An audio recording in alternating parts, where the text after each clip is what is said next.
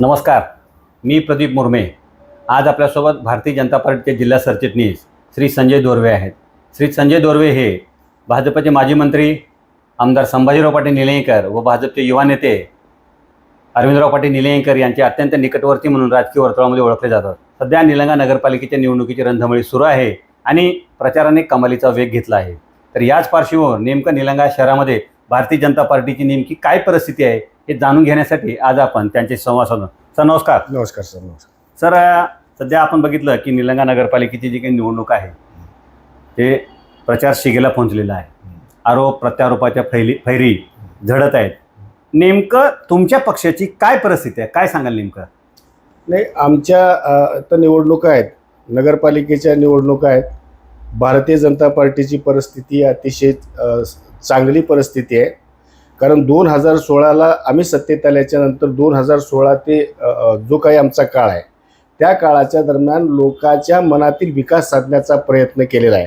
रस्ते विकास असेल, अन्य विकास असेल, परंतु त्यापेक्षाही अधिक महत्त्वाचं जर आमच्या सत्तेच्या काळात नगरसेवक आणि नगराध्यक्षांनी काय केलं असेल तर या जनतेच्या लोकांच्या मनामध्ये स्वतःचा विश्वास निर्माण केला आणि स्वतःच्या मनामध्ये तशा प्रकारचं स्थान निर्माण केलेलं आहे। आणि मग लोकांचा आशीर्वाद हेच आमच्यासाठी मोठं बळ आहे आणि त्या बळाच्या जोरावर पुन्हा एकदा भारतीय जनता पार्टीची सत्ता या निलंगा नगरपालिकेमध्ये येऊ शकते। सर, निलंगा शहरामध्ये शहराच्या विकासासाठी कोट्यावधी रुपयाचा निधी आणला अशा प्रकारचा दावा माजी मंत्री आमदार संभाजीराव पाटील निलंगेकर व भाजपचे युवा नेते अरविंद पाटील निलंगेकर करतात आणि विरोधक मात्र की शहरामध्ये विकास झाला नाही आणि विकास निधीमध्ये मोठ्या प्रमाणात गैरव्यवहार म्हणा किंवा भ्रष्टाचार झाला अशा प्रकारचा आरोप करतात। आणि आपण जर सहज शहरामध्ये फेरफटका मारलं तर आज रोजी लक्षात येतं की रस्त्यांची नेमकी दुरावस्था झाली आहे। काय परिस्थिती आहे नेमकी, काय त्याच्या मागचं नेमकं वस्तुस्थिती काय काय सांगा? सर, मी रस्त्याच्या बाबतीमध्ये मी थोड्या वेळानं बोलेन तुम्हाला। हां, परंतु निलंगा शहरामध्ये विकास केला आहे हे आम्ही दावा करतो। हां, आणि तुम्ही म्हटल्याप्रमाणे विरोधक त्याचा म्हणजे खोटा अपप्रचार म्हणजे अपप्रचार करतात। खरं तर तो आरोप आणि प्रत्यारोप ह्या बाबी मी समजू शकतो, परंतु आम्ही जो करतोय तो खरा प्रचार आहे। प्रचाराचे मुद्दे घेऊन आम्ही लोकांच्या समोर जातो, परंतु खोट्या मुद्द्याच्या आधारावर अपप्रचार करून या तालुक्यातलं आणि या शहरातलं वातावरण बिघडवण्याचा प्रयत्न ते करतायत। आम्ही पहिल्यांदा सांगतो, आम्ही नरेंद्र मोदींच्या नेतृत्वाखाली देशात आणि राज्यात काम करणारी माणसं आहोत। त्यांचं घोषवाक्य आहे सबका साथ सबका विकास। आणि मग त्याच धर्तीवर संभाजी पाटील निलंगेकरांनी सगळ्यात या शहरातल्या समाज घटकांना कसा न्याय देता येईल, त्यांची जी श्रद्धास्थानं आहेत, त्यांची जी बलस्थानं आहेत, त्या सगळ्या श्रद्धास्थानाला निधी प्राप्त करून देऊन ती श्रद्धास्थानं विकसित करण्याचं काम पहिल्यांदा या शहरामध्ये संभाजी पाटील निलंगेकरांनी केलेलं आहे। मग तो मुस्लिम समाजातल्या वर्गाकडे सुद्धा दुर्लक्ष करण्याचं त्यांचं काम झालं नाही। शादीखानासारख्या एक चांगली बाब, शादीखाना जो आहे तो संभाजी पाटील निलंगेकरांनी भरीव अशा प्रकारची मदत देऊन तो शादीखाना निर्माण करण्याचं काम केला। मग लिंगायत समाजाचा विषय असेल, बौद्ध समाजाच्यासाठी एवढं मोठं बाबासाहेब आंबेडकर ही आमची अस्मिता आहे, संपूर्ण देशभरातल्या लोकांची ती अस्मिता आहे, आमचा तो आदर्श आहे। आणि मग बाबासाहेब आंबेडकरांचा या शहरामध्ये पुतळा उभा करून बाबासाहेब आंबेडकरांनी दिलेला जो विचार आहे तो विचार आम्हाला पुढे घेऊन जाण्याच्यासाठीची प्रेरणा त्या पुतळ्याकडून मिळावी, एवढा भव्य अशा प्रकारचा पुतळा त्या ठिकाणी उभा केला आहे। आणि त्याच्याच बाजूला अतिशय उपेक्षित समाजात जन्मलेले अण्णाभाऊ साठे,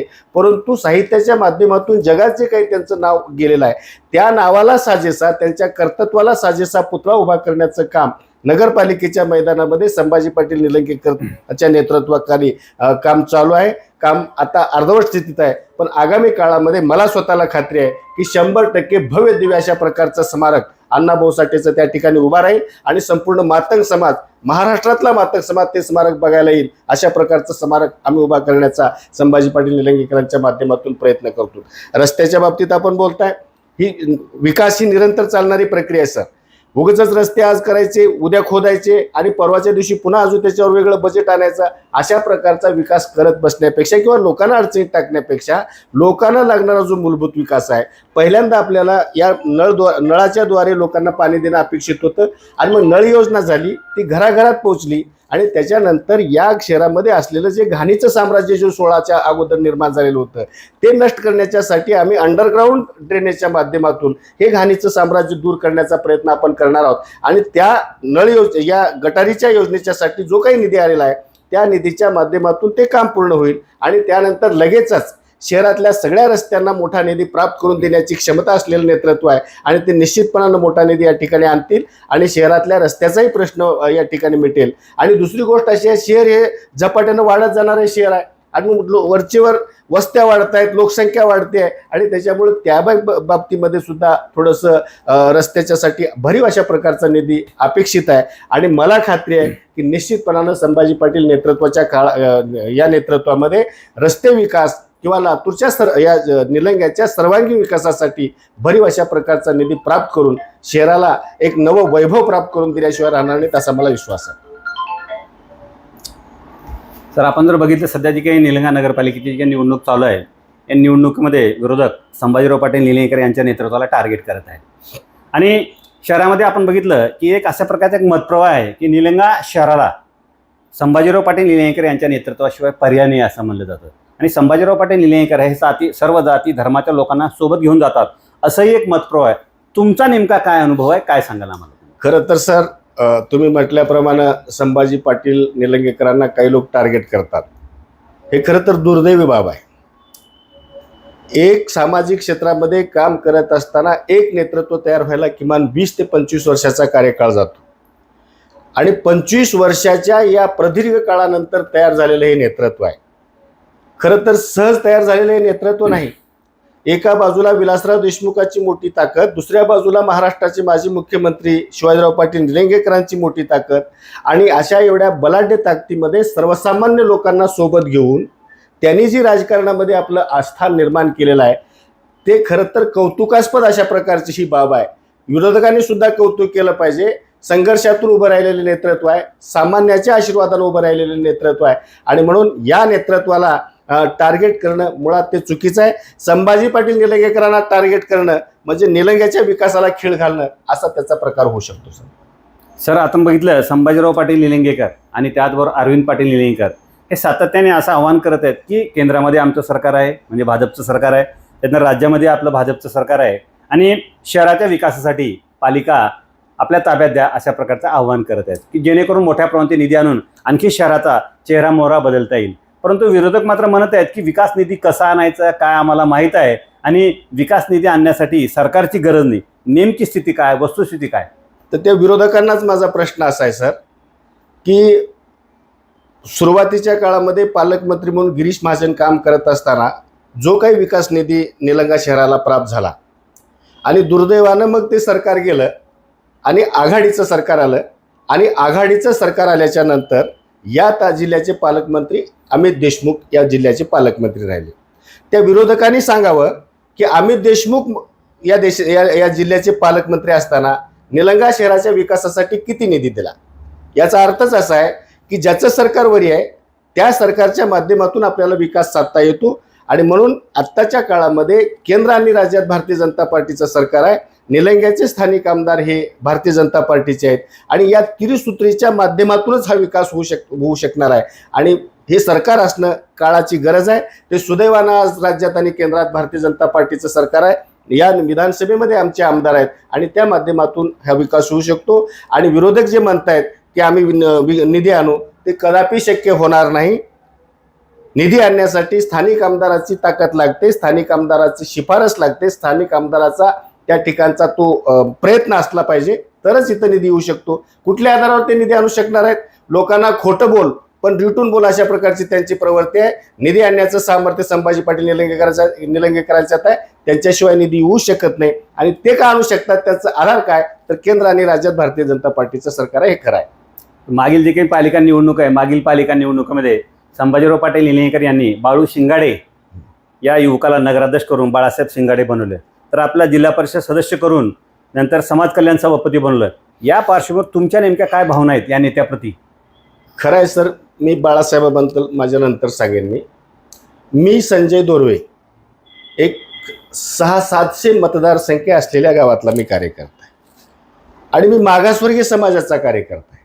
मला कसल्याही प्रकारची राजकीय पार्श्वभूमी नाही, परंतु आईवडिलांच्या काबाड कष्टानं माझं शिक्षण पूर्ण झालं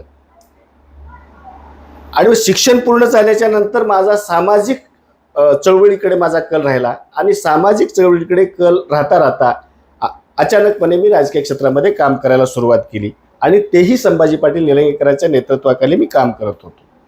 म्हणजे कसल्याही प्रकारची राजकीय पार्श्वभूमी नाही, कसल्याही प्रकारचा आर्थिक पाठबळ नाही, अशा एका सामान्य कुटुंबातल्या माणसाला जिल्हा परिषदचा सदस्य करणं, खिशात रुपया नसताना सुद्धा स्वतःचे पैसे खर्च करून जो काही खर्च लागतो त्या सगळ्याची व्यवस्था करून माझ्यासारख्या सामान्य कुटुंबातल्या कार्यकर्त्याला लातूर सारख्या जिल्ह्याचा जिल्हा परिषदेचा सदस्य केलं. केवळ सदस्यच नाही साहेब, तर मला त्या समाज कल्याण विभागाचा सभापती म्हणून काम करण्याची संधी दिली आणि त्या संधीच्या माध्यमातून ग्रामीण भागातल्या दलित वस्त्या सुधारण्यासाठीचा जो काही आम्हाला प्रयत्न करता आला तो निश्चितपणाने आम्ही मोठ्या प्रमाणात केलेला आहे. म्हणजे सामान्य कार्यकर्त्याच्या पाठीशी उभं राहणार नेतृत्व ही ओळख संभाजी पाटील निलंगेकरांनी माझ्यासारख्या कार्यकर्ता असेल किंवा बाळासाहेब शिंगाडेसारखा कार्यकर्ता असेल. बाळासाहेब शिंगाडेचं तर माझ्यापेक्षा कमी वय होतं साहेब, परंतु बाळासाहेबकडे असलेली जी काम करण्याची जी क्षमता होती, कुवत होती, त्याची जी ती धडपड होती, ती धडपडच खऱ्या अर्थानं बाळू शिंगाडेला बाळासाहेब शिंगाडे बनवण्याची होती. हे नेत्यांनी हेरलं आणि बाळासाहेब शिंगाडेंना या नगरीचा नगराध्यक्ष केलं आणि बाळासाहेब शिंगाडेंनी सुद्धा ते सिद्ध करून दाखवलं. कमी वय असताना सुद्धा या भागातल्या नागरी ज्या समस्या आहेत त्या समस्याच्या सोडवण्यासाठी दिवस रात्र प्रवास केला, लोकांच्या अडचणी समजून घेतल्या आणि मग मुंबई असेल किंवा अन्य ज्या ज्या ठिकाणी जाता येईल त्या ठिकाणी जाऊन भरीव अशा प्रकारचा निधी आणला. आज शहरामध्ये फिरत असताना मी अत्यंत जाहीरपणानं सांगेन की 5 वर्ष सत्तेत राहिल्याच्या नंतर म्हणजे पुन्हा एकदा लोकांच्या समोर जात असताना जी नैतिकता लागते ती नैतिकता जर कोणात असेल तर ती केवळ बाळासाहेब शिंगाडेमध्ये आहे आणि ती नैतिकता आम्हाला या प्रचाराच्या माध्यमातून दिसून येते. धडकपणानं लोकांच्या समोर जातात आणि लोकही बाळासाहेब शिंगाडेंना अतिशय प्रेमपूर्वक आदरपूर्वक अशा प्रकारची वागणूक देतात. तर आपले जे काही नगरसेवक पदाचे उमेदवार आणि त्याचबरोबर नगराध्यक्ष पदाचे उमेदवार संजय हलगरकर यांच्या बाबतीत तुम्ही आम्हाला काय सांगाल? संजयजी हलगरकर हे नगराध्यक्ष पदाचे उमेदवार आहेत आणि खरं तर कसल्याही प्रकारचं त्यांचं राजकारण नाही.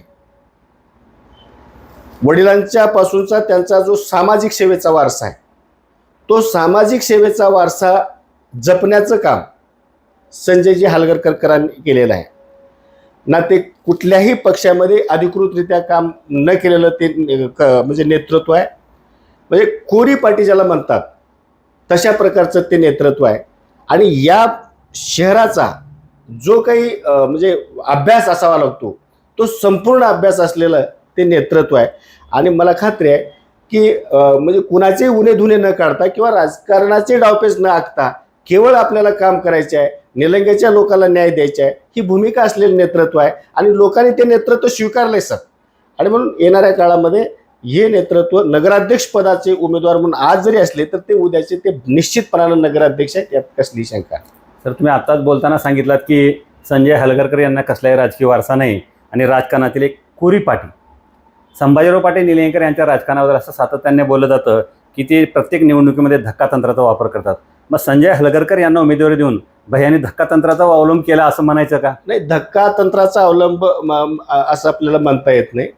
त्यांचं जे समाजातलं असलेलं जे सूक्ष्म निरीक्षण आहे त्या निरीक्षणाच्या माध्यमातून सापडलेली हे व्यक्तिमत्व आहेत आणि त्या व्यक्तिमत्वाला संधी दिली पाहिजे आणि त्यांच्या व्यक्तिमत्वामध्ये असलेला जो सामाजिक सेवेचा गुण आहे तो गुण हिरून दिलेली ती संधी आहे आणि त्या संधीचं सोनं करण्याची निश्चित त्यांची क्षमता आहे असं मला वाटतं. धन्यवाद सर, तुम्ही आम्हाला वेळ दिलात, आमचे संवाद साधलात त्याबद्दल आपले खूप खूप आभार. धन्यवाद सर. नमस्कार सर.